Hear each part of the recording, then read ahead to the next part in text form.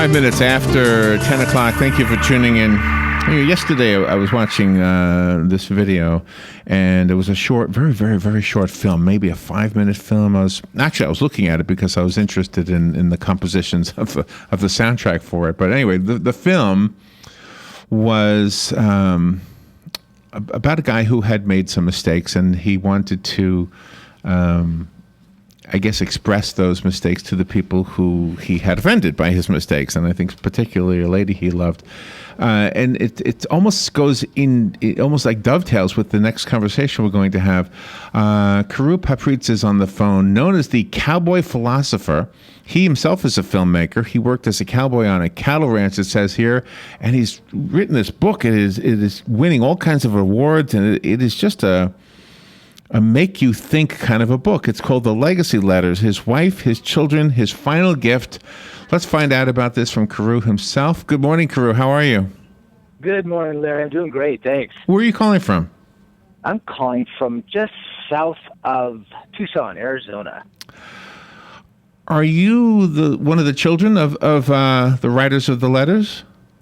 Well, I got to tell you, this is what's interesting about the Legacy Letters is that, and I should explain to your listeners quickly, the letters are essentially a series of letters written by a father who would never live to see his kids that eventually become their sort of practical, moral, and spiritual guidebook. And there's a bit of a backstory because he separates from his wife, and this story takes place many, many, many years ago. So the kids grow up with the letters, and they decide that they want to give 40 of the over 200 letters their father left behind for them to the world, and that is this book. So there's actually more letters to come in other books, which have already been written. But this is fiction, inspirational fiction. Okay, and that's all it is. Okay, yeah. Okay. Now I guess I understand it a lot better. Okay, so but it's very profound, and it's. The reason I brought up the little film that I had seen over the weekend is because it rings a bell for all of us. I would like to say, not just for me, but when you go through your life and you realize that you've made mistakes along the way. In this little film, the guy was saying that sometimes losing your memory is a good thing because there are some memories you wish you could forget. And I've often thought that that's the only way we can ever really forgive ourselves is if we somehow just totally lose our memory, which I guess happens when we die. I don't know. Right. But I guess, if you're trying to think of the people who you loved in your life who somehow are no longer with you because of your own stupidity, your own mistakes, that's the kind of thing that I think hits me the hardest with this particular collection of letters. Yeah, that's interesting. I do a lot of interviews, and one of them I sort of dawned on me that I was let's try the regret test. I would say to people, and they go, "Oh, what's a regret test?" Yeah. Let's pretend that we're at the end of our days. That famous saying, if I had only one more day to live, would I work another day? I don't think so, but. The regret test is basically saying, hey, if you're if you're sitting at your desk right now going, you know what, I'm going to sit down and figure out, this is my last day, and then I'm going to look back at my life and go, God, I regret that. Well, guess what? You're alive right now. You can unregret it, and so it's an interesting take on that, and especially it's a way of living sort of a legacy life, creating the legacy you want, I guess, being more proactive. It's not a word I like to use, but more, engaged in how you're going to live your life out. Yeah. So, as a man, do you feel like most of the mistakes in relationships are made by men, and do you feel like in writing the book you were able to express maybe a woman's regret? Oh, that's interesting. Nothing like a powerful question early in the morning. That's a great question, Larry. I think, he does have regrets. And by the very fact that he is trying to write these, it's more of a redemption letters. I mean, there's the practical aspects of, how to buy a car, how to take care of horses, how to deal with money, marriage, love, and life. But there's also this redemptive quality where he wants to make up to his wife for this tragic separation they had, and so it does become sort of a love story about life. But it is from a man's point of view. A man's point of view, bearing his soul to the world. So in essence, there's a universality to it, but definitely there's a male perspective to it. This is it's interesting because a lot of people don't catch that. I mean, I've known people in my life who raised children, and then the children moved away, and would rather be never in contact with the parents. And I thank God that didn't happen to me. And I often wonder what happened, because some of the things that are expressed in the book could easily have happened. It doesn't have to be a husband and a wife. It could be a father and a son, or a mother and a daughter. Oh, yeah. Larry, you actually hit one of the biggest points of, I think, the book's not only popularity, but the way it touches people. So I was at a book signing not too long ago, and this goes to sort of what you're talking about. And this mother and son were going back and forth, and I said, "Oh, come on over here. Let me tell you about the book." And I was telling her about the book, and she said, "Well, I'll take a look at it." And I said, "Look, if you just turn the first page, I guarantee you'll turn to the next page." And the kid was on his cell phone, and I said, "Yeah, you too." Mm-hmm. So she turns one page, turns the next page, she says, "I'll take two." I says, "You're kidding." She says, "No, this is really good." And then she goes over, and I thought that was the end of it. She goes over to pay for take care of the books. And I turned to the kid, and I said, all right, what gives? I says, I didn't think you'd even read the books. He looks me straight in the eye, and he goes, "I don't have a father." He says, "I wish the guy in this book were my dad." Oh, wow. And I'm talking to this teenage kid, and that's the caliber of response I get. So you're absolutely right. It's not just a husband and wife thing. I mean, that is a great story. So what is it about you? How did you become so insightful? Yeah, I think I had an early midlife crisis. Are you a dad? Yeah, I'm a dad. But Larry, here's what's funny. I wrote 95% of this book, the big book, as I like to call it, before I had my son. Well, that's similar to the character, though, right? Yeah.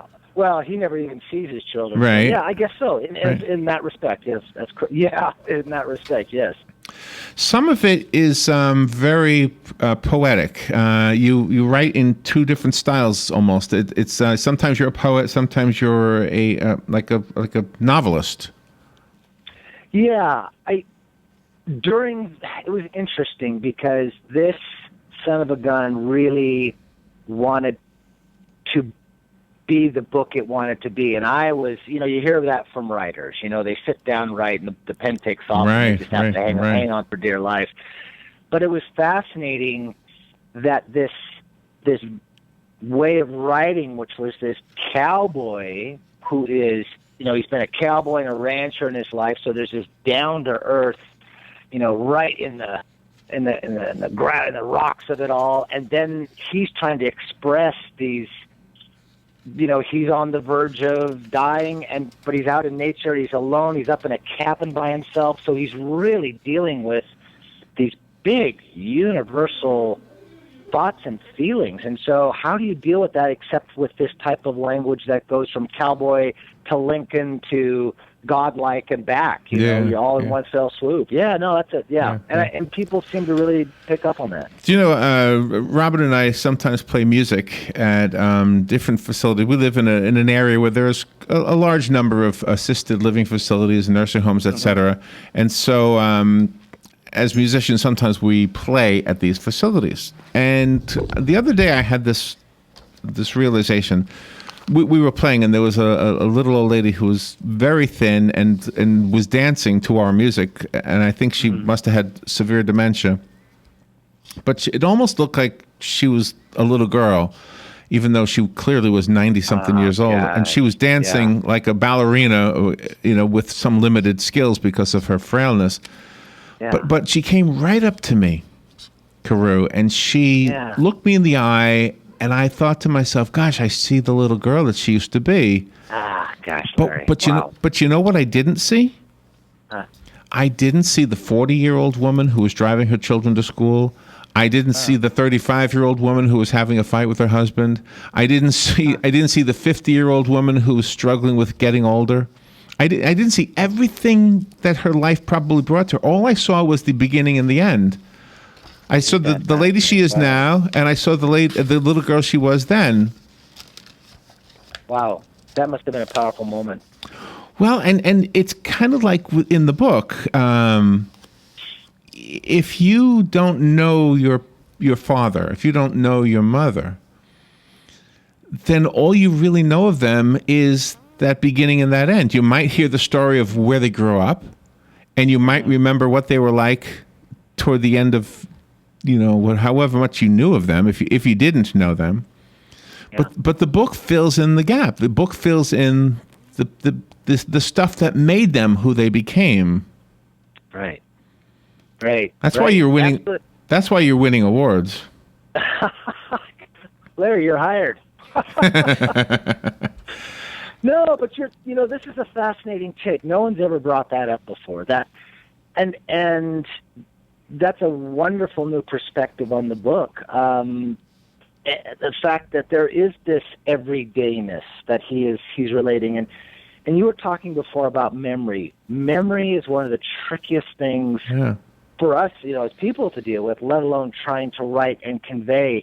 And here's one of the most powerful parts, I feel. I mean, I have letters in the book that I absolutely love just because of, for certain reasons, personal reasons or otherwise. But he has memories. He has created memories that will never be of his children. And so he is writing to his children he will never meet, creating for a memory with them of a time that will never happen, which to me is incredibly poignant. And it goes to the power of memory and how much we want it. And it's interesting that a letter embodies so much memory. Has anybody come to you and said, "This is fiction, but this sounds like my life"? Oh gosh, that over and over. Interestingly enough, generationally, when we have a more, I would say, older generation, I would say, from the 30s and 40s and 50s, they take this book and they just feel like it's a walk down memory lane. Mm-hmm. They say, "Oh my gosh, you took me back to my childhood. You took me back to the way my parents were raised because of the older language. You took me back because of the values." And then what's interesting is they say, "You know what? You've finally given me a way to talk to my grandkids about this." And then they'll say, "Yeah, I read a portion of this, or I read this," and I'm always amazed at how people are using this book. I'm fascinated. That is a fascinating thing. All right, let's take a little break, and we'll be right back. The book, you're going to love the book. This is more than a Valentine's book. This is love deeper than what Valentine's Day seems to be about, but it's still a love book. It's called The Legacy Letters, His Wife, His Children, His Final Gift. Carew, Papritz wrote this award-winning book. It has won 5 national awards, and we'll continue our conversation on the other side of the break. We'll be right back.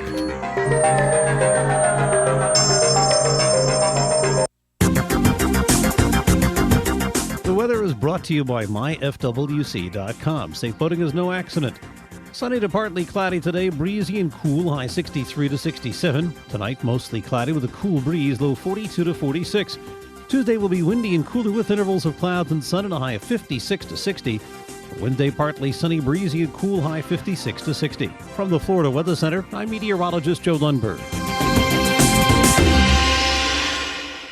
Robin, let's try a little plant trivia. Name this nursery. It's a not-for-profit, and it teaches growing and caring for plants to their students. Oh, that's easy. Kenny's Place. Or how about this one? It's a nursery conveniently located between Ocala and Bellevue. Again, it's Kenny's Place. Or how about this one? A nursery with a wide variety of just what you need or want at the most reasonable prices. Kenny's Place, of course. Kenny's Place at 7677 Southeast 41st Court. Give them a call at 867-1213. It's a caring place for people and plants. It's Kenny's Place. The annual Home Improvement Expo is back at the Circle Square Cultural Center on top of the world, Ocala, on February 13th from 9 a.m. till 1 p.m. Over 60 vendors from the home improvement industry demonstrating their work and answering your questions. Redesign a kitchen, replace countertops, and anything else you can envision. Remember, that's February 13th. Win prizes. The event is free and open to the public. Call 352-854-8707, extension 7533 for more information.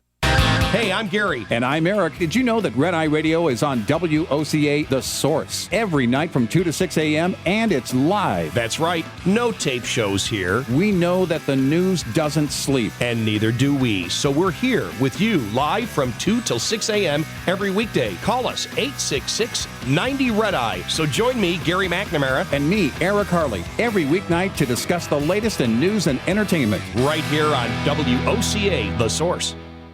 Hey, Matt, I know Sunrise Automotive does auto stuff, but I need some tires for my truck. Can you recommend someone? Yes, I can. We do that. No, I mean, I need them installed and balanced and all that. Yep, we do that. Well, my son needed his windows tinted. Yep, we do that. I need my seat replaced. Yep, we do that too. I need a new roof line, a new spoiler, and a new trunk. Yep, we can even do that too. Okay, I get it. I suppose you can also do a radio show too. Well, as a matter of fact, join me, Matt Gibbs from Sunrise Automotive, every Tuesday at 10 for auto repair with personal care right here on The Source.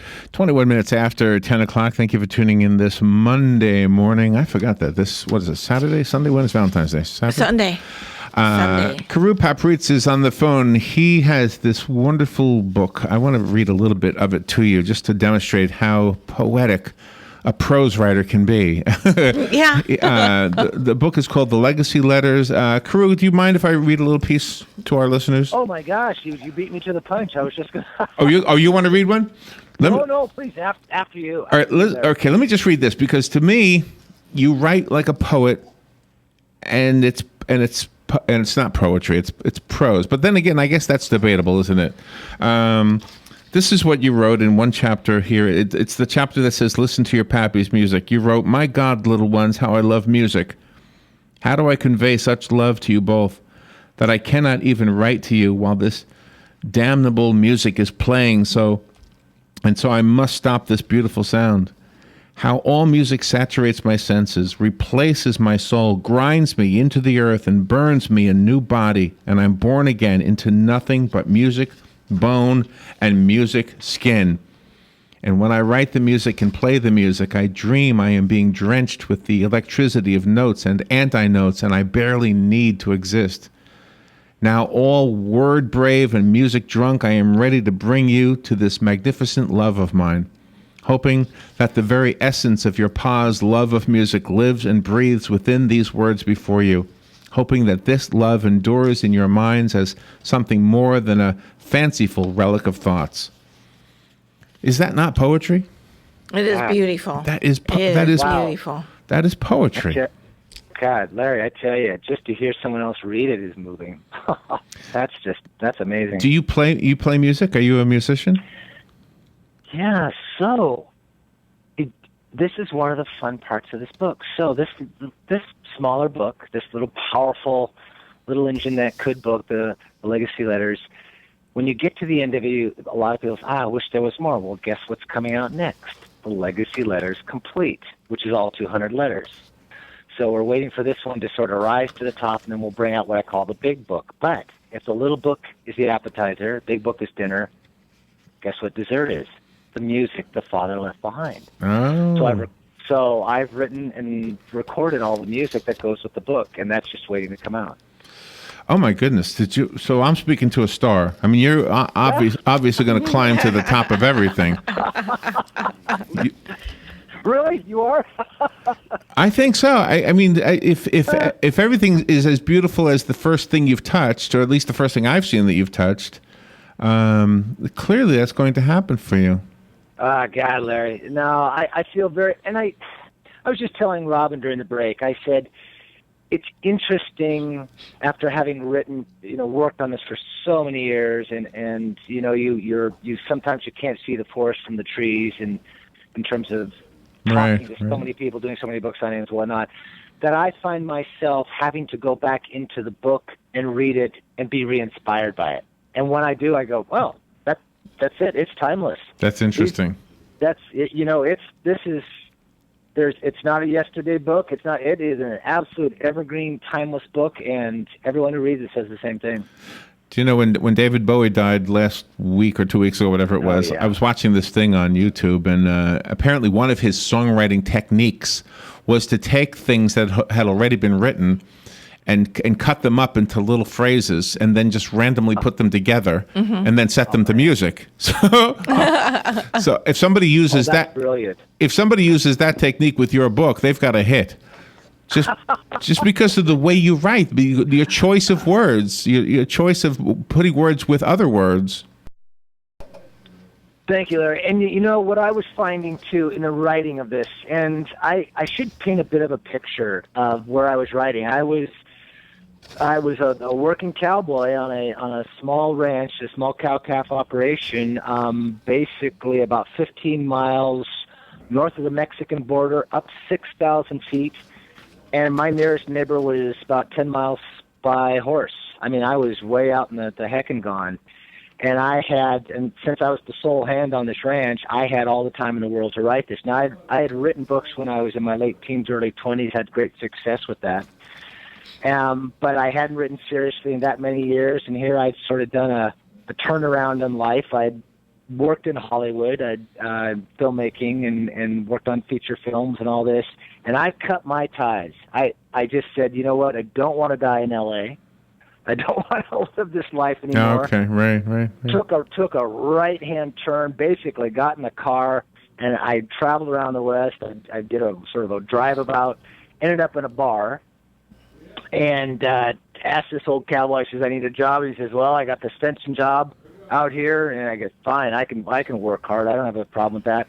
Ended up out there, and this son of a gun, this book, for whatever reason, I feel like I've been waiting my whole life to write it. It just was percolating, and it just, bam, it came out there. It just needed silence and time and sort of that crux, that period of time when you're looking at, well, where do I go next and how do I get there? And it definitely was an early midlife crisis, for want of a better phrase. And you truly are a gifted writer to express your feelings. Some people aren't as gifted as you, but they do try to write down their feelings.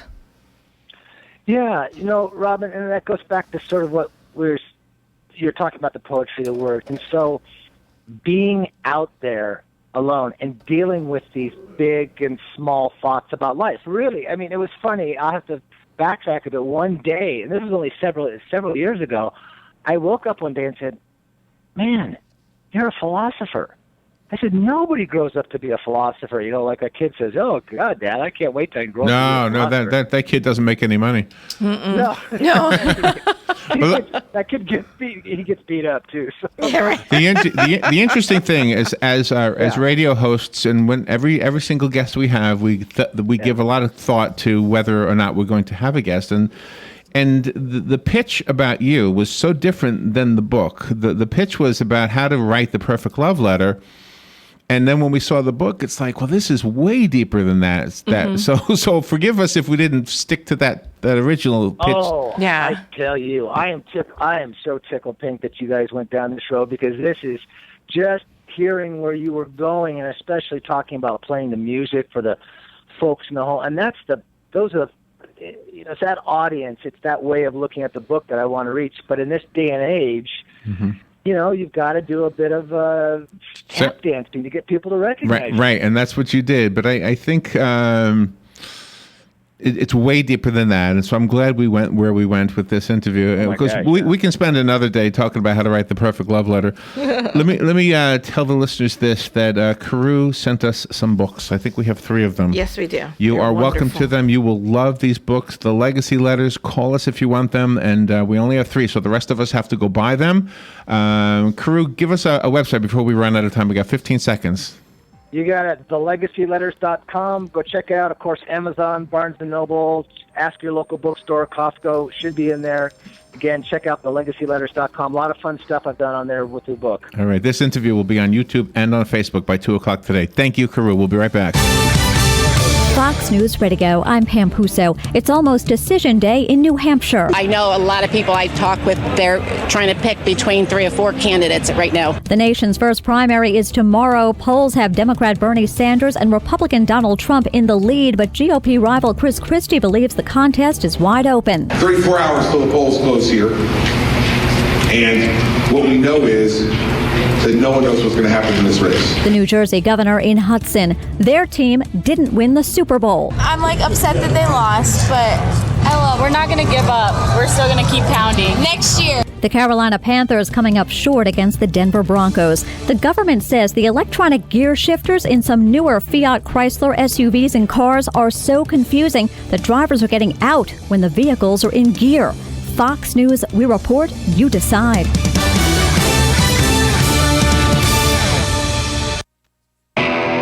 Any Napa guy knows, and science proves, the best minivan is the one you've already got. Part kid transporter, part drywall mover. Who cares if the faux wood grain is a little faded? That was a platinum package option in 1987. With over 400,000 parts and a little Napa know-how, you can keep anything on the road. Because it's not old, it's vintage. That's Napa know-how. Without automatic cloud backup, everything on your computer is at risk, from hackers, viruses, natural disasters, or even